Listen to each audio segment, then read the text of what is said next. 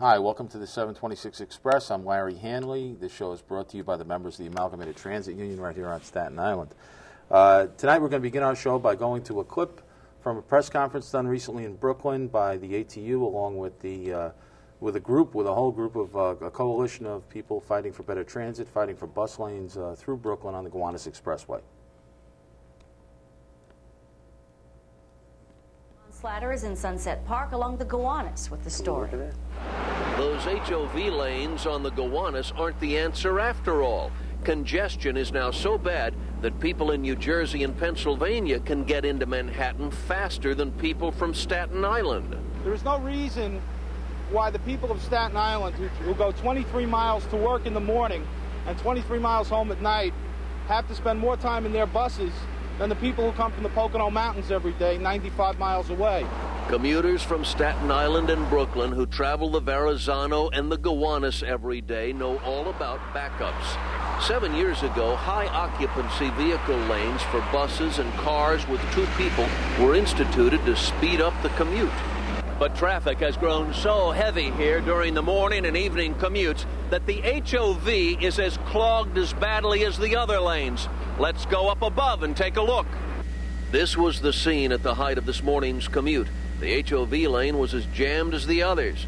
Even though its vehicles are 80% buses, some say it's grown far too congested to allow any cars at all.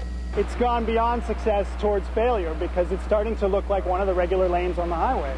So, commuter and community groups want the governor to ask the state DOT to make the HOV lanes on the Gowanus buses only and to create one on the Verrazano Bridge to cut commutes by 20 to 30 minutes. It would enable people who live in Staten Island and Brooklyn to get from their borough into Manhattan in about 10 minutes.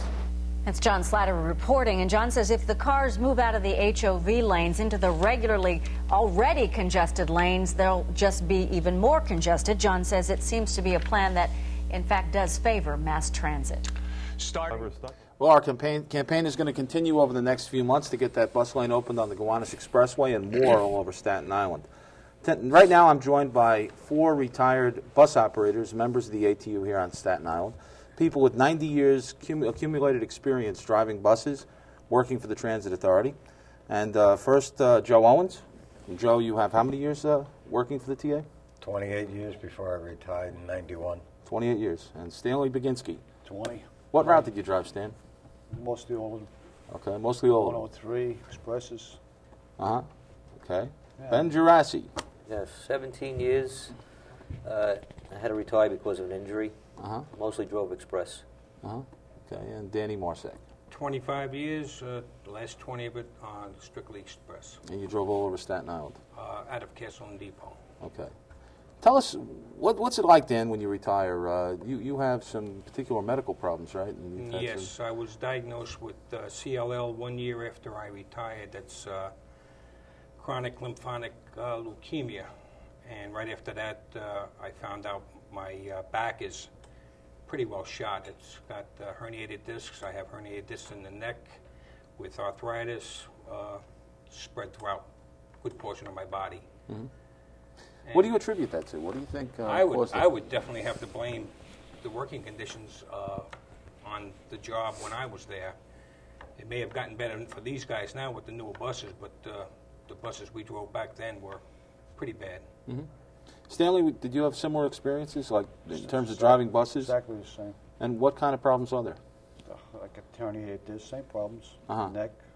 What about the actual driving of a bus? I mean, what was it like, 25 years ago when you came to work? Yeah. It wasn't bad, but it got worse. How so? Oh, so seats were bad. It was ridiculous. The seats they gave us like sitting on wood. Uh-huh. Anything you hit, the windows, the fumes, terrible. What about fumes? Could you tell the viewers what it was like in the morning when you went down to get a bus? What did you encounter? All fumes. Get tears in your face when you go down there. Why, though? Because there's so many fumes. Mm-hmm. Then you open the windows to get the fumes out of the bus.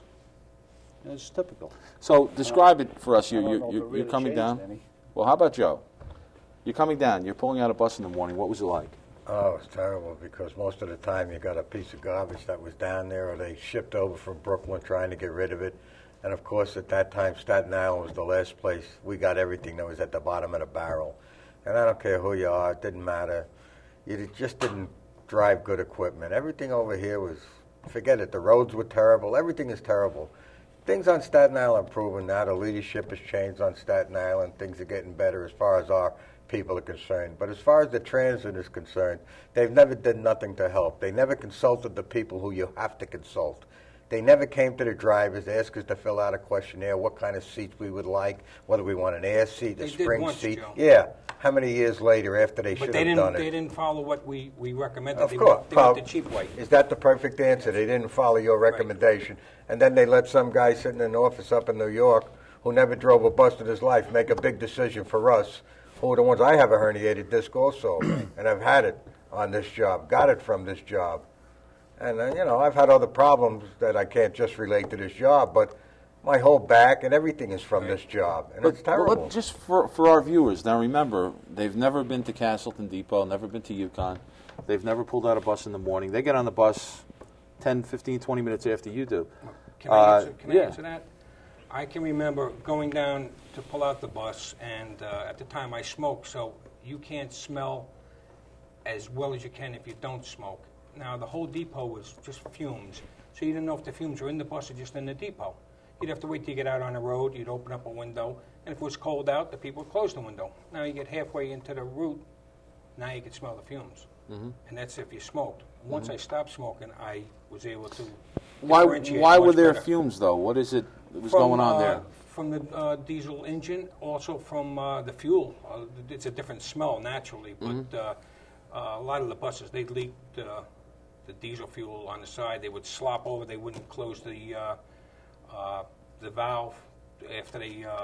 Some of them leaked even though the valve was closed. Yes, they did. And you'd ride up a bus one day, you get it the next day, Same thing. It was never fixed.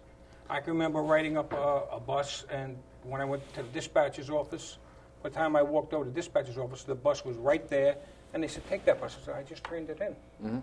Let's get Benny into this for a second. And one more time, I'm trying to get the average viewer who's never been in a bus depot to understand what it's like. You're coming to that bus, it's cold.